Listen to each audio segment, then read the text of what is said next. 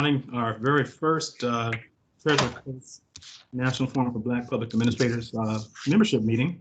Again, this is being recorded, so that way we can take record of our discussions and also follow-up items. Again, for those of you who hadn't had a chance to meet, Elijah Wooten. I'm going to send John This is the city of Port St. Lucie, but also Service First Vice President Alphonso Jefferson, who is our president, is unable to make today's meeting, so I'm filling in on his behalf. We can ask for those of you who aren't speaking that you place your mics on mute, so the presenters want to hear your conversations. We don't want any hot mic moments. So we just want to make certain that everyone's aware of that of the conversation that we have. I just want to kind of give a brief overview again for those of you who are new to the NFBPA. It's a great organization. It's a nice opportunity to meet Black professionals, not only locally here in the Treasure Coast, but nationally. The National Forum for Black Public Administrators is a principal and most progressive organization dedicated to the development and advancement of public leadership. And again, our organization caters to professionals that are in the public sector, whether locally or at state level or federal, as well as leadership in the nonprofit arena. There are over 2,500 members throughout the U.S., and so we definitely want to look forward to networking amongst ourselves, but also networking within the organization. As a member, we've set up some platforms for you that I think we could take advantage of. First, to the National Forum for Black Public Administrators, they do have a profile. So for those of you who've joined, and if you haven't updated the profile, we'd encourage you to do so. That way, not only can your fellow local chapter members get a chance to know more about you, but also at a national level, you'll get a chance to network with your peers. Again, my area within the NFBA is membership. So did want to kind of go over a little bit of some of the things that we're looking to do. We are actually putting together a membership plan and recruitment plan for this fall. Again, we encourage you, any of your coworkers, whether they work with you currently in your position or former coworkers that are still in this region that you think would be a great member of the team, we would encourage you to let them know about the NFBPA. Between Carlene and myself, we definitely will outreach to them, let them know more about the organization, help them with signing up to become a member and plug them in. You know, it's a reestablished chapter. And for those of you who deal with economic development and small business, it's like a new startup. So there's a lot of things that need to be done, but it's a great team. I know that we could get it accomplished. We have sent out a membership questionnaire as well. So we would like for you all to complete that so we get a chance to know more about you, some of the things that you do outside of just your 9 to 5 and your background as well. So that should be forthcoming.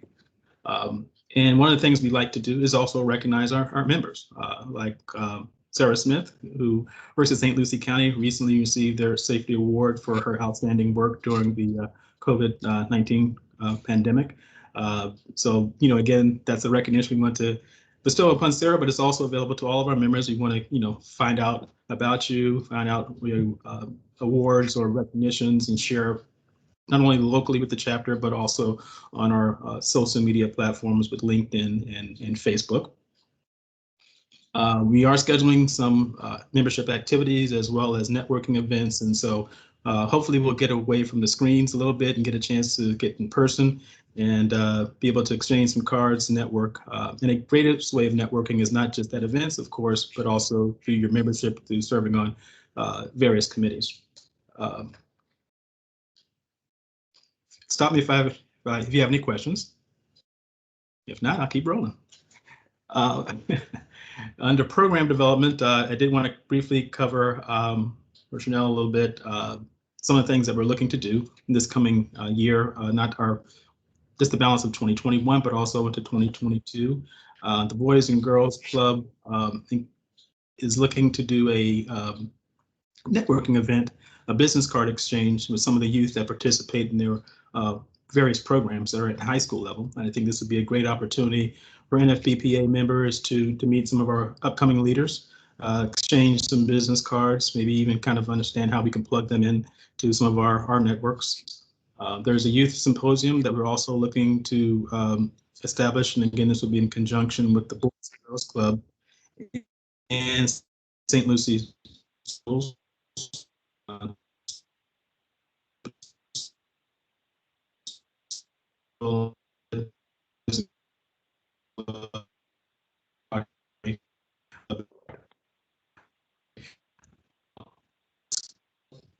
Hey, Elijah.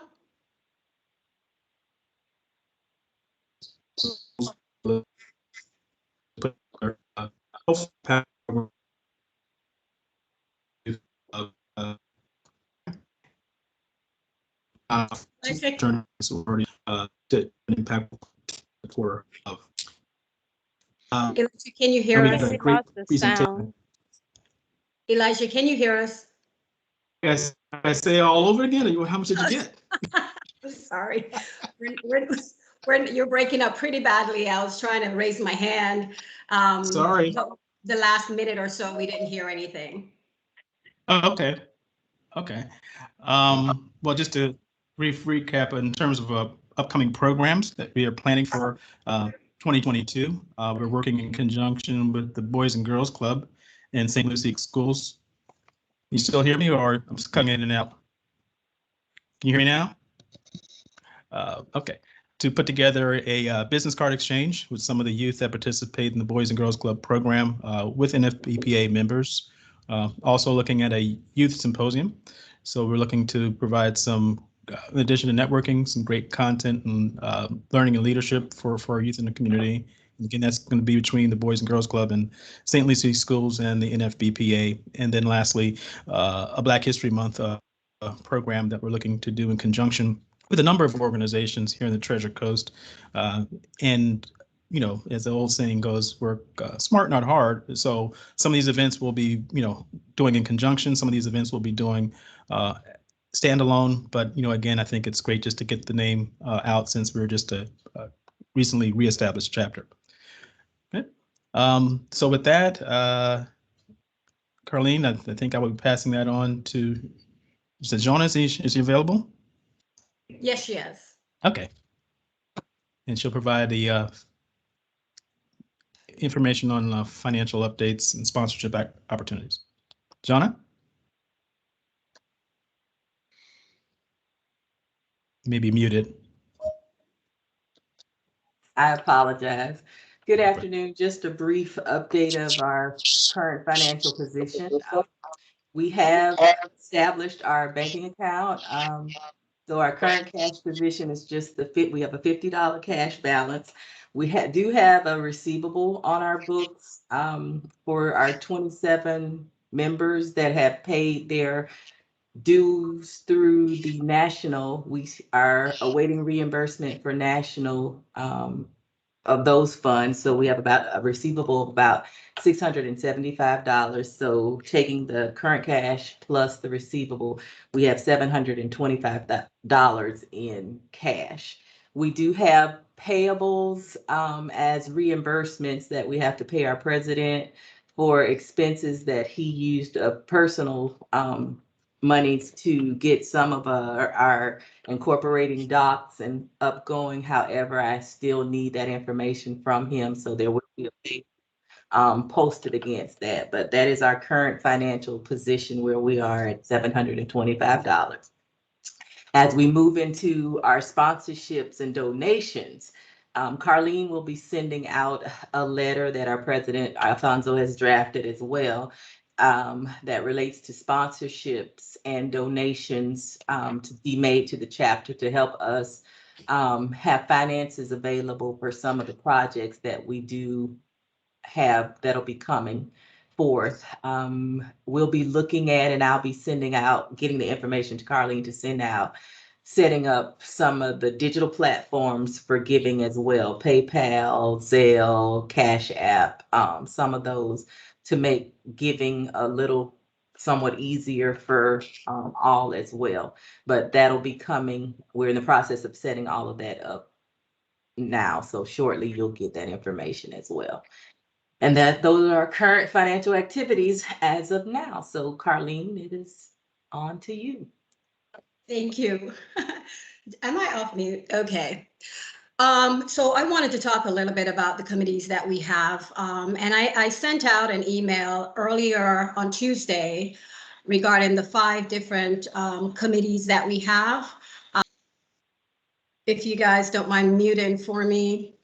But we have 5 committees: membership, program development, finance, public information, community engagement. And what we're looking for enthusiastic members who are wanting to make a difference in the chapter, and not only the chapter, but in the community on a whole, who are willing to join us, to make that difference. We only have 27 members right now, but we're looking to kind of grow to 40 members. And I believe that we can do that by the end of the year. I know it sounds a little bit ambitious, but we definitely can grow to 40 members by the end of the year. And we need you guys to help us to make the difference in this chapter. So I wanted to share a little bit about the different programs that we have. We have retention of our members, is responsible for planning and program events. And this is chaired by our second vice president, Miss Shanelle Tomlin. We have our finance committee, who is responsible for all the finance related tasks, budget related information, and also conflict of interest or anything related to finance, and share this with the members as well. And this is chaired by our treasurer, Ms. Johnna Morris. We have public information and media, and this is where we share information regarding our chapter and any other partner chapters that we have. We share that with our members. We also share that with the public, and that is shared by myself and co-chair with our historian, Nadege, Pierre. The last one is community engagement. Community engagement gets involved with the different groups in the community to build partnership and to organize different things with the community, and that is chaired by our Parliamentarian, Miss Sarah Smith. Those are the 5 committees that we have, and we're really looking for you guys to join us and build this chapter to where it needs to be, and we can't do it without you. So earlier this week, I sent out the call for committee membership application. I'll send it out again at the end of this meeting, and we're asking you guys to be a part of it, be a part of what we're doing. And we welcome you. Thank you so much. Nadege, I think you're up with the questionnaire. All right, I know that she joined, but maybe she's on mute. I'll go ahead and weigh in on community engagement. Carlene, good afternoon, everyone. Sarah Smith, I am your parliamentarian. I just found out some new information that I am now the chair for the Community Engagement Committee, which I didn't realize, but hey, I love community engagement. So I'm excited. I'm excited that you all are here. I'm excited about the community as always, and all of your great organizations that you represent. So I know I'm going to get some great help and great feedback on how to approach and be a presence within the community. And some of the things that I have already begin to think about is recognizing and celebrating our community. For sure, that's big on my list. I want to make sure that I celebrate people, that I recognize the diversity within our community, the cultures within our community. One of the things we have coming up next year is our annual Women's First Conference, where we'll be celebrating Women's History Month. I have already got one person lined up to be a speaker for that event, and I don't know what it's going to look like, but I know it's going to be great, right, Ella? Because you're going to be one of my speakers. I'm just putting you out there real quick. Not only will I be recognizing national observances like Women's History Month, but I'll also be celebrating what makes the Treasure Coast great. Like I said, the people, the culture, and the traditions within St. Lucie County. Some of the community services projects will be partnering with organizations to help fill gaps and be a positive presence in our community for our young people. We heard Elijah talk about how we're going to partner with the Boys and Girls Club and our schools. I'm even wanting to add IRSC, the college, because I want to make sure that all of our students, no matter where you are in the game, are empowered and are excited about civic service. I think it's important to empower people to be servant leaders, to take ownership of community, to step into government, to be a light, to share some of the things that we as government or the other entities that work within government in partnership with government might not see. There's a very different generation coming up today, and they have excitement and different ideas, and it's all based on things that we might not be fully connected to. So I'm definitely excited about that, and I'm sure I'll be working with Shanelle Tomlin as the in program development to get some of these things moving forward and in play. And those are my thoughts for today. I really appreciate you guys, and thank you so much. Before you go on, Elijah, I wanted to let everyone know that we have our president, Alphonso Jefferson. He's actually joining us. Alphonso, are you there? I am here. I am so excited to be on this call, and I apologize for me being late. It's always good to have conversation with our municipal partners, but you know that sometimes that goes on for more than longer than what you anticipate. So I see my friend Nick Mims over there smiling because he knows how those conversations may go. So I am excited about this chapter. I think we probably have about almost 30 people on this particular virtual meeting. And I want to continue that trend. I want to continue to build a chapter. I think we have some exciting things that's going to be happening for this chapter in our community. And I want to keep that momentum going. So it's my role is to keep that momentum going. And I think I have a great executive board, very opinionated, but very No, that's Anthony's on. very great executive board. So I appreciate their hard work because I can tell you, our members, So let me do the. they've been working. We've been getting a lot of things in place for this chapter. And I think you're going to be excited as we continue to roll out things and get you more involved in some of the things. They've been doing a lot of work along with their day-to-day job. So I'm just so appreciative of this Say group. what? Say hold. HOL. Say hold. Let's see if it'll let me sign you in. I think Yvonne, could you mute your phone? So I'm not sure if Nadege is on. Is she's on? Yes, Alphonso, I'm on. Can you hear me? Go ahead. We can hear you. So Nadege, you're up regarding the membership questionnaire.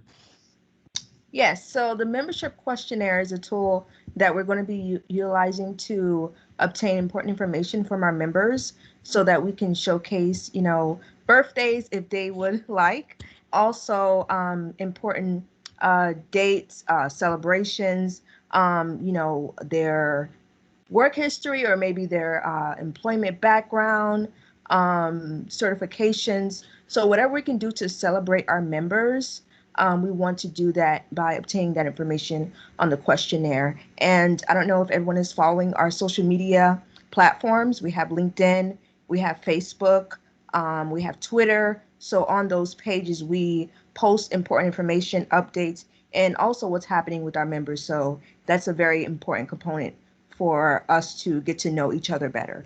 Thank you. Before we move on, you heard several different things from Elijah to Johnna to Carlene to Dash there, and I know Shanelle is on, but she's a little ill. Does anybody have any questions at this point or anything that they want to share at this point before we move on to the next item?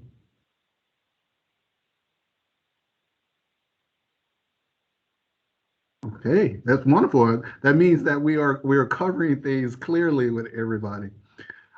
We have some great new meetings coming up on September 23rd. There's a virtual meeting, and October 21st is a virtual meeting as well. We recognize COVID is still resurging within our area, so we still want to try to do that social distancing. So we're going to continue with virtual for a little bit.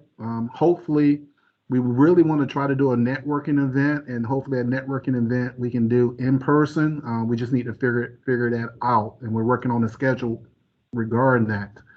But our next two virtual meetings, we have some great speakers that's going to be with us on September 23rd. One of our members, again, is Crystal Morris. She specializes in trauma and DEI. She's going to be talking to us. And on October 21st, we got the national president who's going to be coming in and talking about leadership as well with us. And I wanted to get the national president because this is his first term. He just was put in place. And I think it's important to hear some of his ideas. And if you haven't been on NFBPA.org, I think you should go on there because it showcases his vision for NFBPA and what he would like for the chapters to do. He has his 5 pillars format. So I'm kind of excited to see what he's going to be rolling out from a national standpoint that we can utilize here locally as well. So that's our next meetings that's coming up. Any questions? Okay. So, I want to move on to this particular one. We asked this gentleman, he's smiling over there. He has been a good, I can call him a good friend of mine. I only been here in the Treasure Coast area for 1 year, but he's been a good friend of mine. He has great ideas regarding our community. He has great ideas regarding public service leadership. He is the owner and founder of Curvy Group. So I can tell you, if you need any assistance regarding your business, this is a person that you should come to, as our City Commissioner, Curtis Johnson. Curtis, I'm so appreciative of you wanting to speak to the chapter regarding public service leadership. Thank you for your friendship. Thank you for your guidance on many different things and welcome me to this particular community. So I think the chapter is looking forward to hearing your thoughts on public service leadership. Thank you so much. I appreciate that, Alphonso and NFBPA family. I bid you a fair good afternoon on a rainy, overcast, cloudy day here in our county and city. Hopefully you are well. And for the next couple of minutes, I won't keep you long. I'm going to share a few things, and Alphonso hit it right on the head. These are my thoughts around public servant leadership. I did go to an expert, and if it works well and technology works well, you'll kind of hear their thoughts on it as well. But I just want to spend the next couple of moments talking about something that should be near and dear to all of our hearts. And I think it, in a capacity that it touches us all. And where I see this forum, this group, this organization being that public servant leadership icon when it comes to our community. And so I'm going to offer some challenges to the people of this group, the leaders of this group, the participants of this group. And then more importantly, we're going to talk about how we embrace our community and move it forward. So, as he said, Alphonso mentioned, I have to be careful with my consulting practice. A lot of it resides outside of the county of St. Lucie. I'm doing that purposefully. So if you have any friends in other parts of the state, I do travel and do consulting work outside of our area just to protect myself. But in the other role I serve the community as a city commissioner of District 1 by election, but I really serve the entire city of Fort Pierce, and it feels like sometimes the entire county and some of the things I'm getting involved with. But this thing that we call public servant leadership is something that is a ongoing, continuous build. I am by far not done. I continuously learn each and every day and try to get better at it each and every day. So with that, I've asked for some assistance to go through these slides. So if we can now go to the next slide, I'll begin to talk a little bit about how I build on my leadership journey. So it started with this couple right here. So these are my parents, and they did something that was kind of unique that started me on a servant leadership role that I didn't even know. My mother was a school teacher, my father was an undertaker, and don't build yet. I'll tell you when to build, please. And so one of the things that I learned very early on is how they serve this community beyond just their roles of being a school teacher and an undertaker, and how they cared for people and led people throughout different organizations that they were involved with in the community. And what made it kind of unique for me was my parents waited a little bit later in life to bring me along. My sister and I are 10 years apart exactly, born on the same day. And they brought me along 10 years later. And hint, hint, my birthday is coming up this Saturday. So all gifts under the total of $24.99 will be accepted. So just make sure you have a receipt, take that to that. So it's $24.99 and under. I would gladly accept those, but no kidding. I'm just kidding. Not really. But so my parents brought me along a little later in life. And so it allowed me to see that. And then the next slide shows, where my servant leadership really kind of began, right? Next. It was at this little small place out on 29th Street, Goodwill Presbyterian Church. It was there where I got to worship and understand and connect with other servant leaders in this community, and being in close proximity to people that were school teachers and principals and superintendents, and just all around people that were serving this community and leading this community, and watching those personal journeys. And this too is where I learned my confidence to go out and do the things that I'm doing now. It all started with people that invested in me in this little church by putting in time beyond what they were doing in their day in and day out jobs. So youth fellowship programs, church programs, all those things that are run by volunteers really poured into my servant leader journey starting very early. Next slide. So from there, where I went was to, of course, Fort Pierce Central, graduated there in '85. From there, I matriculated on to the next slide, which was Florida A&M University. This is where really servant leadership began to really, for me, take root.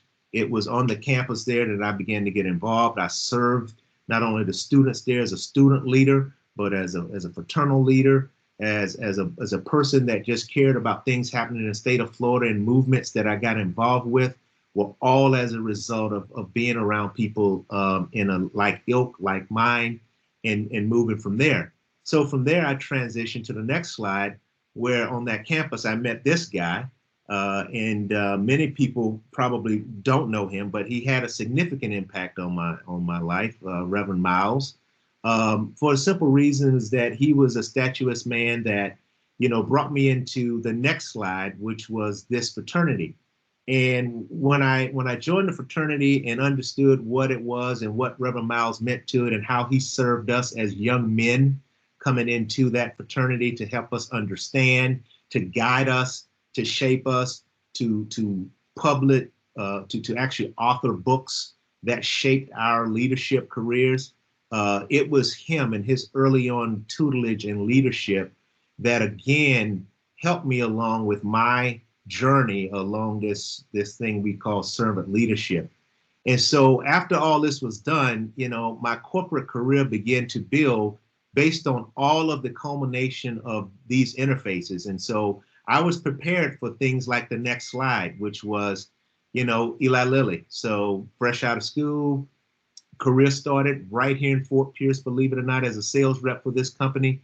And then it matriculated to the next company, which is the next slide, and then the next slide, and then the next slide. So as you can see, one more slide. It was a storied career that along the way, servant leadership played a vital role, either serving customers in the community, leading them in the latest of technology when it comes to pharmaceuticals, leading teams of salespeople to make sure that we performed and were held accountable to results that needed to be delivered, or more importantly, leading careers of people that I was tasked with the task of development, tasked with unfortunately holding them accountable in certain situations for performance. All of these things and all of this entire page adds up to, my servant leader journey. And I would say that if I were to probably talk to most of you on this call, you probably have similar stories of things that you have done and places you've been and people that have impacted your life along the way. And that's really, what makes us servant leaders. You know, you can argue if it's a good or bad experience. It's the experience that makes us even better. And there were times, obviously, where things were rough, things were not as I had anticipated, maybe not even as promised. But it was this picture of all of these interactions, and this is just a small microcosm of the things that impacted my servant leadership before I returned back here to Fort Pierce, and before I opted for a larger stage, which was to run for city commissioner in the city of Fort Pierce, place that I was born, place that I was raised, a place that I know intimately since that time. So, you know, along your journey, you know, your story is your story. And I'm sure that you have a very similar path of people, places, opportunities, and instances where your journey has also looked very similar to this. So let's go on to the next slide. That's enough about me. What I want to kind of hit on very quickly today and talk about the objectives and what I'm going to cover. Real quickly, we'll build these out. There are 4 bullet points I want to cover today. And I kind of do this in a unique way. I kind of tell stories about some things. So we're going to talk about what is public servant leadership to me. We're going to talk about the next bullet point, which is how is it done correctly? And then we're going to talk real quickly about, you know, why does it really matter?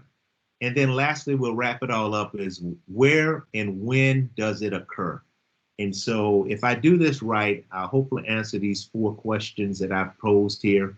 And more importantly, giving and share with you my thoughts about servant leadership.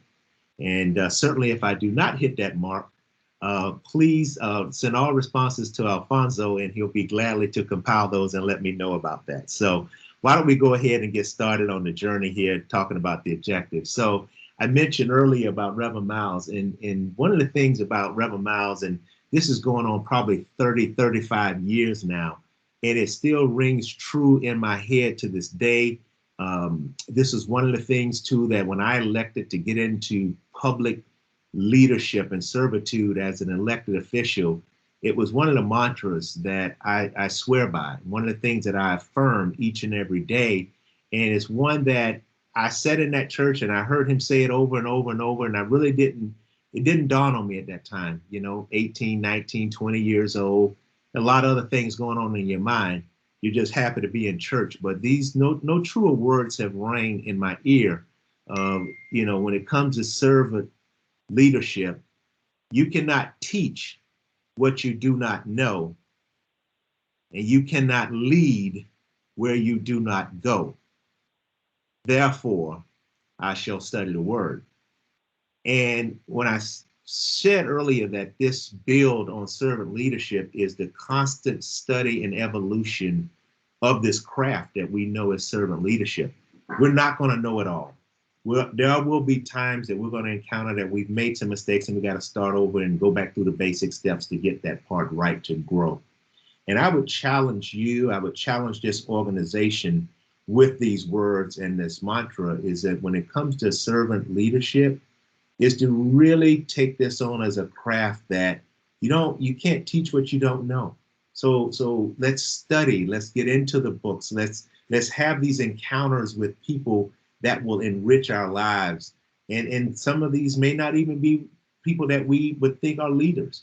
Just the interaction of the people that we serve in our community of St. Lucie and Indian River and Martin County will be a teaching experience. And it's not until you have that experience that you will know that you've learned from that. And more importantly, you're not going to know that if you don't go and interact where they are. And those true words will ring to you just like they ring to me about you can't teach what you don't know, and you can't lead where you do not go. So we're going to be tasked with leading a community, and we're going to have to go in the community to talk to the people in the community to really understand. And so, I wanted to share that with you before I kick this off and what Reverend Miles has meant to me, and hopefully going forward, this will mean something to you. So next slide. So what we're going to build on now, kind of these 10 concepts of public servant leadership. And the first thing we're going to kick off, and what this mirror represents, is self-awareness. So no matter who you are and where you are, servant leadership. Someone needs to move you, please. You're going to need of your self-awareness. And it's important that if you haven't invested in the tools that are out there in your company, maybe Myers-Briggs or DISC behavioral assessments or motivators or emotional equivalence, if you've not taken the time to do that, these are just some of the things that you need to do for yourself to make sure that you have that check, to understand where you are, so that as you begin to build your leadership toolbox and serve as a servant leader, you at least start with yourself to have that honest conversation of who you are and your self-awareness. The next part that we'll build on is, as a leader, the biggest task when it comes to servant leadership is listening. And to me, I've ranked these in a priority order. That means, this is a step and path that I would suggest. When you're leading as a servant leader, the most important thing that you need to do is listen to the people that you're leading. If you don't have a team that you're leading, you're listening to the person that obviously is leading you, and you're making sure you understand that. The most important part of servant leadership is listening. And most of us serve this community of St. Lucie County. And I challenge you to say, how often are you really listening and actively listening? Not for really what you want to hear, but for what you're not hearing, what you need to hear. What do you need to ask so that you understand what they're saying, so that you comprehend what they're trying to come across with? And that's the most important. When you're going to serve this community, sometimes we need to ask those 2 or 3 questions and make sure we're clearly hearing what they want to, what they're trying to communicate, and so that we can react to exactly what they are asking. And oftentimes we miss the mark here. So it's important that as you understand servant leadership, these are the first 2 aspects that are very important. The next aspect that we're going to talk about is persuasion. So to be persuasive, you understand yourself, you've listened to that person and made sure you've understood exactly what you're hearing and what they want you to react to. Now, how do you begin to use the subtleties of persuasion, positive persuasion, to actually drive the results that you're looking for? Many of us are tasked maybe with leading teams right now. We have a team of people that we're responsible for. And it's important that you understand what good positive influence is and how to be a positive influence. This within itself is a whole course within itself of how to become an influential leader the right way. And many times as servant leaders, we don't get this right. We get the title of whatever it may be, and we just think that it's our time to just, hey, it was done to me this way, so I'm going to do it to them that way. And I was influenced this way, so it worked for me. It must work for them. Well, if you truly understand servant leadership, it's absolutely the opposite. It's really understanding who that person is and how can you better come along to help influence that person, knowing what you know about them and how that will be a positive impact and how to positively influence that person. And this is a challenge for our community. Many of us in some new roles here serving this community. We're going to be rolling this organization out, looking to have a positive influence in our community. And some of us may fall on deaf ears because some of this has never been done before, or it's not been done in a long time, or it's not been done consistently so that it begins to take root. And so that's going to lead to a certain reaction to the people that's receiving it, and it's going to lead to a reaction to us that's trying to do it. So this is an aspect that, persuasion and influence is part of this public servant leadership journey that we're on. The next one is adaptation. So what we're talking about here is we're going to have to learn how to adapt. When you listen and you truly hear what the community and what they're saying, It may not be that perfect mousetrap that we think we built, or the solution or the answer that we have. We may have to adapt it for them so that it makes sense, and that it takes hold, and it takes root deep. And that adaptation is going to have us take an inner self look at who we are, to be able to adapt to that community, adapt to that person, adapt to that scenario, to make our plan, your plan, their plans even more robust. And so public servant leadership is going to require a lot of this. Sometimes you're going to have to go into what we know as the pits, and we're going to have to be in the fire, and we're going to have to adapt to that situation and be patient and learn from that. But it's a part of servant leadership that, as we build upon, will be very, very important that we get right, and a very important role of how I know NFBP will serve us to get us ready for that.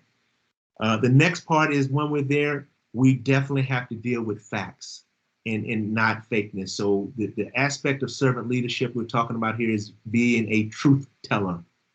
Truth hurts sometimes. It's not that we have to gloss it up to make them feel good. We have to tell them the truth and be consistent in telling the truth to the best of our ability. Our community that we're serving in this Tri-County area, you'll be surprised at the information that's out here in the streets and the things that people say and they believe. I don't know where some of this stuff comes from, but what I'm experiencing is that our battle on this servant leadership as we move forward is going to be challenging, because we're going to face a lot of fake, a lot of erroneous, a lot of intentional fake information that's out here. And we're going to have to serve our public and fight through that when it comes to this. The next aspect I'm going to talk about is foresight. And why foresight is important to servant leadership is, there are a couple ways to get foresight. Some of us and that have been around people that are older, and my parents would always tell me, "Oh, just keep living." Well, if you keep living, and some of us have been in these jobs for a very long time, and some of you have been in those roles for a very long period of time, you're going to gain some foresight. You're going to pretty much be able to understand where the pitfalls are going to be, where the hardships are going to be, because you've experienced it already. You have that foresight. And it's okay. That's an experienced person. But also foresight can be gained. And that's the most important part. Even when you've been around for a long time, you can still gain foresight by asking and interacting and putting yourself into those scenarios, going beyond what you're doing on a day in and day out basis, and experiencing being part of leadership in the community. So you can gain insight, even if you've been at roles for a long period of time. And I would challenge you to find ways to gain those foresights by joining plenty of the nonprofits and community organizations that we have, and serving on some of these community boards with some of your time. You'll gain a lot of foresight and understanding of what really true servant leadership is from the component of foresight. And that builds upon your vision. So those ideas, how to better shape those ideas, how to help others understand the vision of Fort Pierce, St. Lucie County, will be things that we build upon in this servant leadership journey through NFBPA. And as you build upon that, it's going to be a time where you're going to be very benevolent. That's it. You're going to benefit. You're going to give of your time. You're going to give of your funds, your hard-earned monies. You're going to give of your talents. And that's important, because as you do more of this, more will come into return. And that's one of the things as a servant leadership that a lot of us that really do it well, we get the most out of. It's when that person that you've impacted or helped climb that ladder or come up the ladder, that they thank you and they go on and they become the leaders in the community. They become people that are influencers in our community. And it was all because you found a time, you found a way to help that person along the way. And that's the role of NFBPA. Some of this is already started in some of the programming and things that we do. The young people that we're going to interact with through the Boys and Girls Club or through any other organization. You know, 10 years down the line, 5 years down the line, when that young person walks up to you and tells you that it was you that took the time just to listen, to understand, to point them in the right direction and guide them, that's the most important part of what public leadership is going to give you when it comes to this aspect. And I would challenge us to say, no matter where you are on this picture, you may be the person at the top helping someone up. You may be the person at the bottom looking for that hand up. NFBPA is going to be there to help serve that. And part of servant leadership and being part of NFBPA is in this picture. And no matter where you are, you're going to play a role when it comes to that. Which leads to the next slide, is that no matter where the journey is, there will be some tough times. And empathy is going to be important. There will be people that have experienced hardships, job loss, make mistakes, life happens. It's that person that comes along and shows empathy at that particular point in time of this is really one that shows servant leadership. And I would challenge us all, because no one is perfect. We've all fallen in some way and fall short of grace. It's that empathy that we show our fellow man, woman, when it comes to this, when it comes to that servant leadership. And I would challenge each and every one of us in this organization to do that and to show empathy and to be kind, particularly when people fall.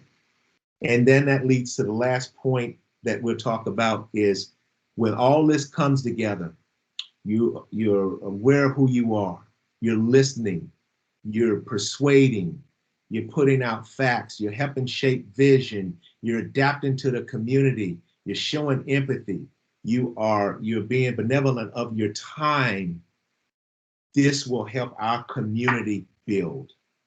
And when we get these steps right and serve our public, we serve our community of St. Lucie County, this is what good looks like. And we'll come back to this picture at some point in the future. And I'll challenge you to say, where are you on this and what's happening to NFBPA?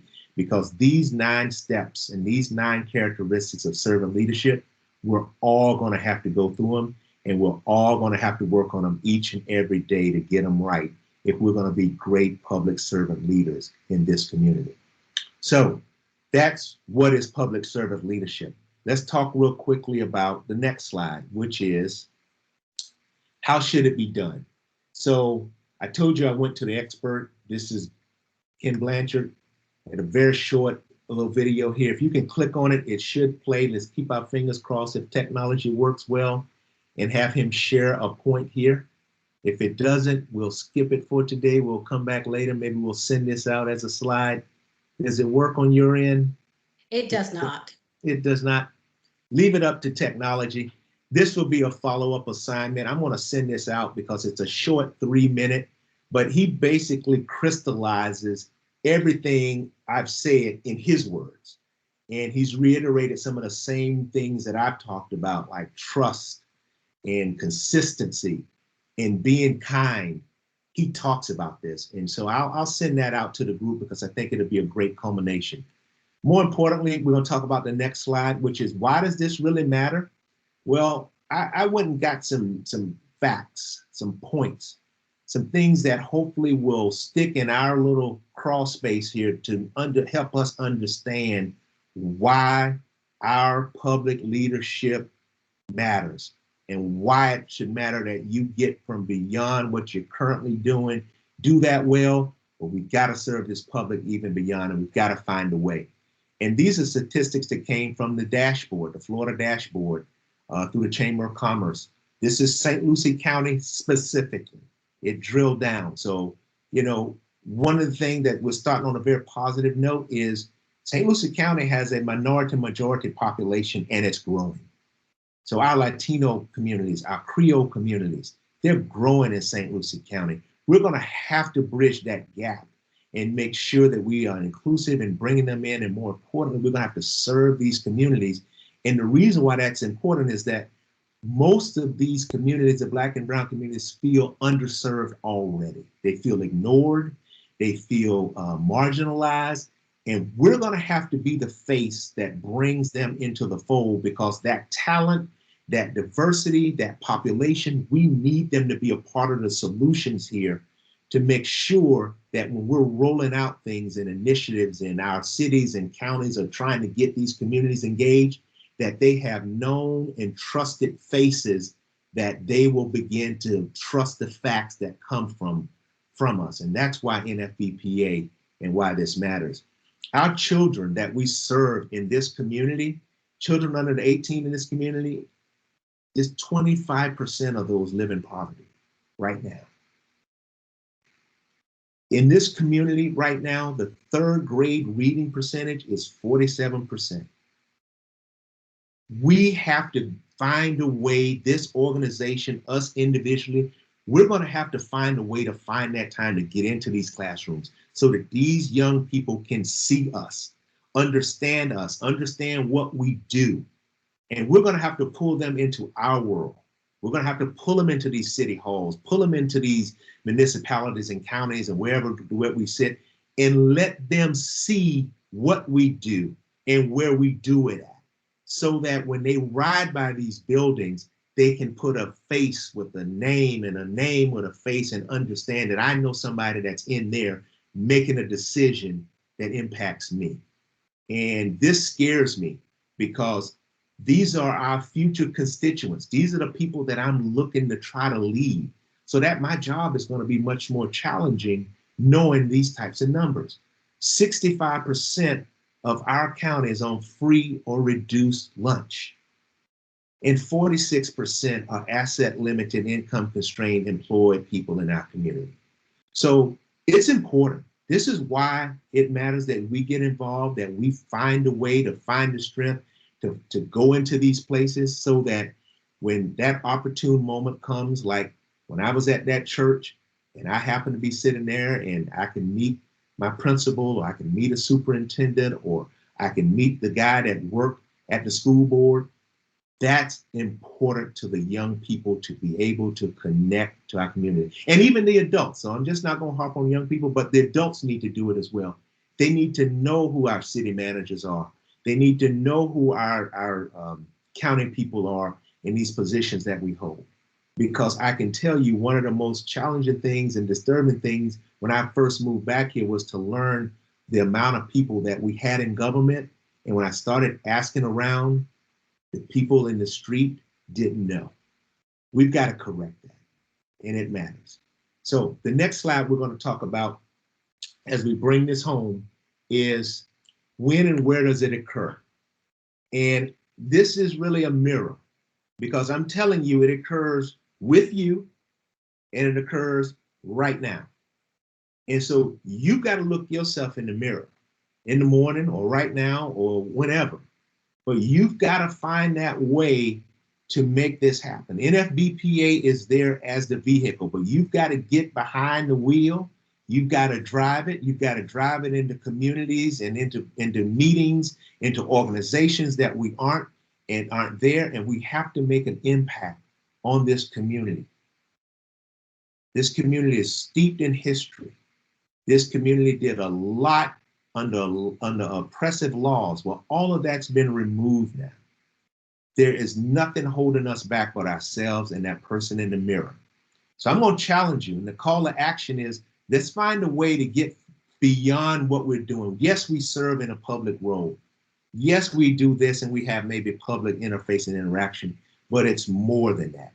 Our nonprofits, our community organizations, they are void of the talent that's possessed on this call from the people that have the competencies and the skills to do the stuff that our organizations are struggling to do. And we got to find a way. And we got to get in there if we believe in and love Fort Pierce. So development of self, impacting future generation, it begins now. And it begins with NFBPA. So hopefully some of what I've shared with you today will help you understand not only my personal journey, but hopefully will help you enhance your journey as we move forward with this organization and as we impact the Treasure Coast of Florida. It's important. It's important work.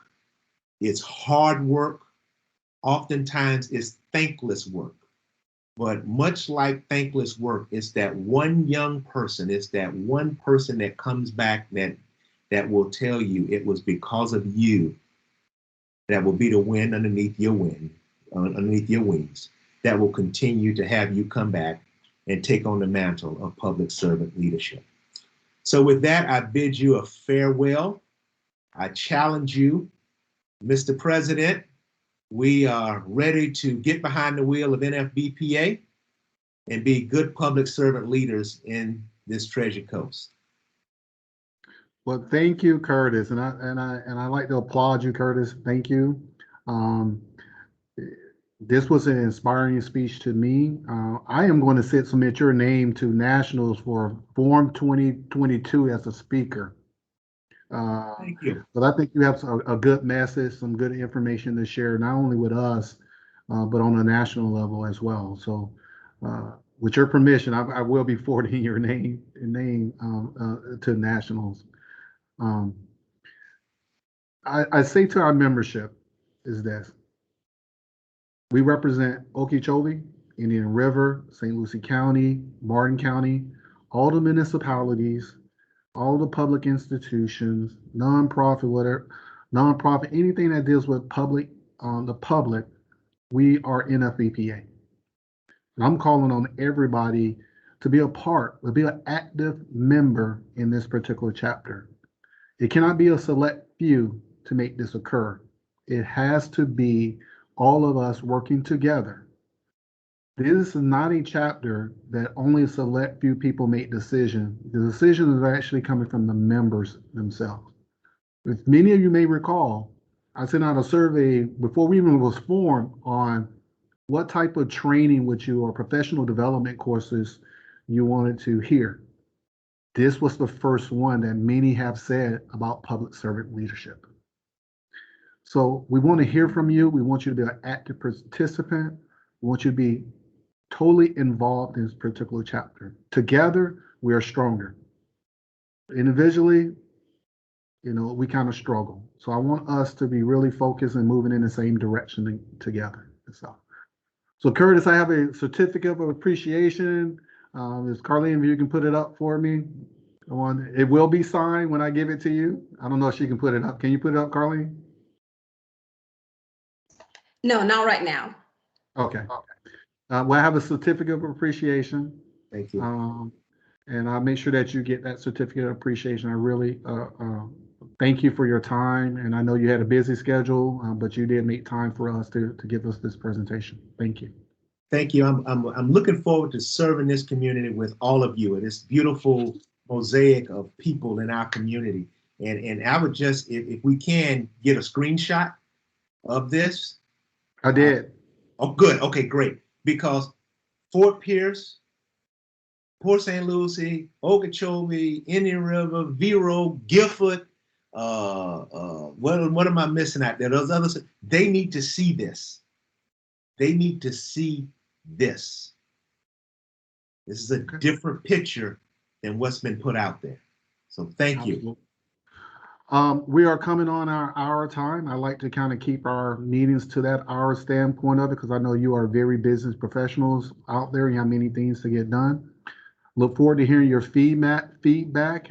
Please, we'll get you the email addresses of the executive board so that you can communicate with us to give your feedback on it. We want to make this about you. Also, please remember this has been recorded, so we want to make sure that we're going to be posting it for people who were unable to be here can hear this wonderful presentation.